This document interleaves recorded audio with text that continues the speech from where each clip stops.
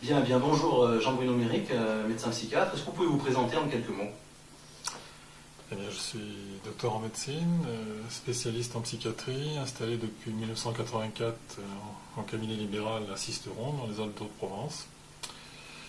Et je suis aussi membre élu de l'Association française de psychiatrie. Je siège donc régulièrement à Paris pour cette association. J'organise des séminaires, plutôt des rencontres interdisciplinaires régionales avec mes collègues de la région PACA. Je siège aussi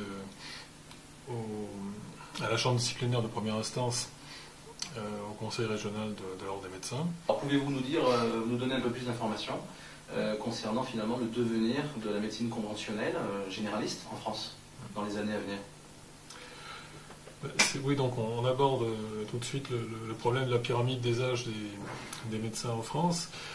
C'est la pyramide des âges des cotisants, des médecins cotisants à la Caisse autonome de retraite des médecins français, et qui montre une pyramide très curieuse, puisque c'est une pyramide qui est normale dans sa partie supérieure, qui s'inverse dans sa partie inférieure, dans les 2 tiers inférieurs, même, et qui montre, pour faire simple et pour faire court, que le nombre des médecins en France, des médecins libéraux, qui est actuellement de 126 000, va chuter de façon drastique dans les années à venir, pour tomber, si on se limite à une prospective sur l'année 2025, à 40 000 médecins environ.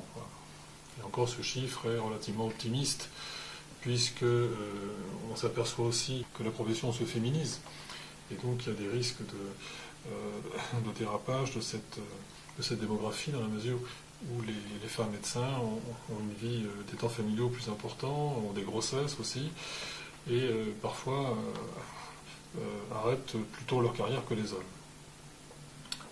Pyramide même optimiste, malgré les chiffres dramatiques que j'évoque, puisque déjà on a vu l'an dernier, on a vu 900 médecins en France libéraux qui ont dévissé carrément leur plaque.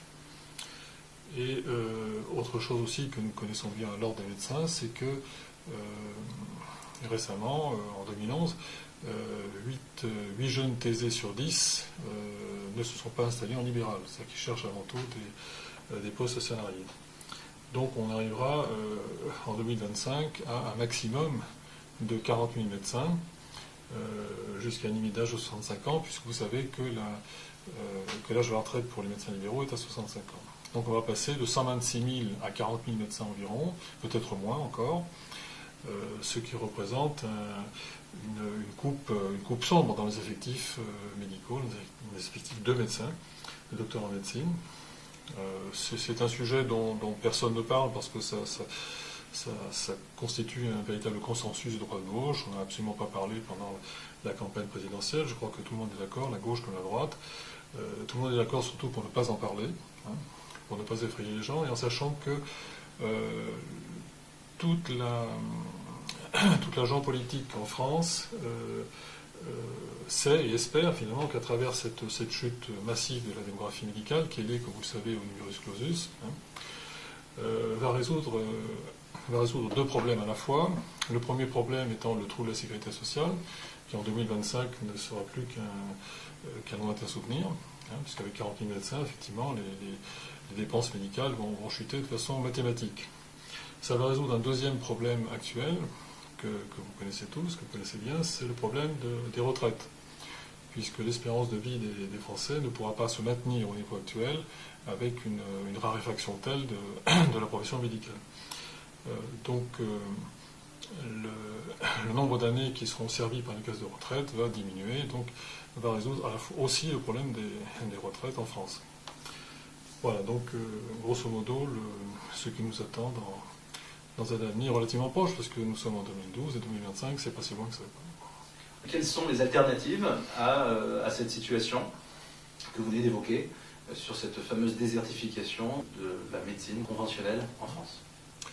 Alors désertification, oui, effectivement c'est le mot qui convient, puisqu'il ne s'agit plus simplement de désertification en zone rurale, mais il s'agit d'une désertification générale sur tout le territoire français. Donc effectivement c'est un véritable problème de santé publique qui va se poser rapidement dans les années à venir. La nature ayant horreur du vide, hein, il est fort probable, on peut avancer sans risque de se tromper, que les médecines douces vont devenir un recours naturel des Français pour pallier à cette raréfaction de praticiens. Voilà. Pour prendre un exemple local à Sisteron, je pense qu'en 2025, Sisteron étant une ville de 8000 habitants, il subsistera un seul médecin généraliste, le plus jeune des médecins, de la demi-douzaine de médecins libéraux généralistes à Sisteron. Et on peut déjà imaginer qu'en 2025, les patients de cet unique médecin feront la queue jusque dans la rue, hein, et que cette queue arrivera sans doute devant mon cabinet. Et les patients attendant leur tour pour voir le médecin, et ces patients-là vont naturellement, plutôt que d'attendre pendant des heures dans la file d'attente, ils vont traverser l'avenue et ils vont venir sonner à la porte de ma fille naturopathe, par exemple. Donc c'est pour vous donner un exemple de ce qui risque de se passer. Enfin, risque, c'est pas vraiment un risque, parce que on peut se demander, et je pense que les pouvoirs publics sont d'accord avec ça, parce que c'est un double avantage, si vous voulez. C'est que, d'une part, ces soins ne sont pas remboursés, hein, et ne seront pas remboursables. Donc ne coûteront rien à la collectivité, ni à la sécurité sociale, ni à l'État. D'autre part, ces soins sont a priori sans danger. Hein, ce ne sont pas des soins violents, agressifs, si vous voulez, qui risquent de mettre en danger la vie des patients. Donc je crois que personne ne s'y oppose, ne s'y opposera, mais personne ne va non plus, à l'heure actuelle en tout cas, en parler.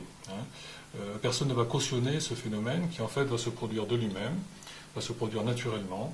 Et d'ailleurs, on peut se demander si finalement c'est pas une bonne chose, parce que réfléchissons bien, quand on voit la consommation d'antibiotiques à l'heure actuelle, pour ne prendre que cet exemple, hein, je pense qu'il sera beaucoup plus utile de soigner de nombreuses rhinopharyngites avec chez le naturopathe ou en phytothérapie, hein, qu'en utilisant des antibiotiques comme on le fait actuellement.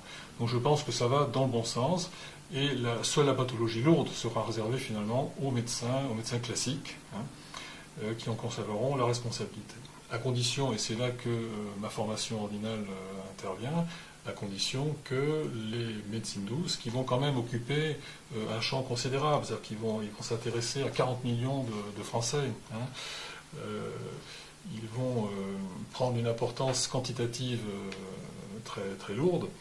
Et je crois qu'il serait important que les médecines douces, les médecines dites parallèles, s'organisent, hein, sur le même mode que la profession médicale l'a fait depuis des centaines d'années aujourd'hui, et notamment sur un plan ordinal, parce que je crois indispensable.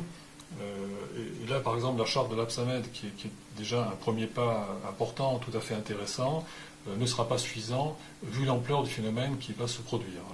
Et je pense que les médecines douces, à ce moment-là, doivent vraiment s'organiser, un peu comme l'ordre des médecins à l'heure actuelle, peut-être sur un mode départemental aussi, régional et national, et aussi organiser une véritable chambre disciplinaire dont la fonction première sera évidemment, quels que soient les articles du futur code de déontologie des médecines douces, sera évidemment de chasser les charlatans, hein, parce que vous savez très bien, comme moi, que de nombreux charlatans s'improvisent, hein, dans les médecines douces et cherchent à gagner de l'argent facilement avec des procédés qui sont tout à fait condamnables. Hein. Voilà, donc ça me paraît être essentiel si on veut que les médecines douces d'ailleurs soient inscrites au Code de la santé publique, hein, ce qui est absolument nécessaire. Ce qui, encore une fois, ne coûtera pas 1 euro ni à l'État ni aux caisses de sécurité sociale, hein, mais permettra de réglementer quand même une profession qui va prendre une ampleur tout à fait inhabituelle dans les années à venir, d'ici 2025.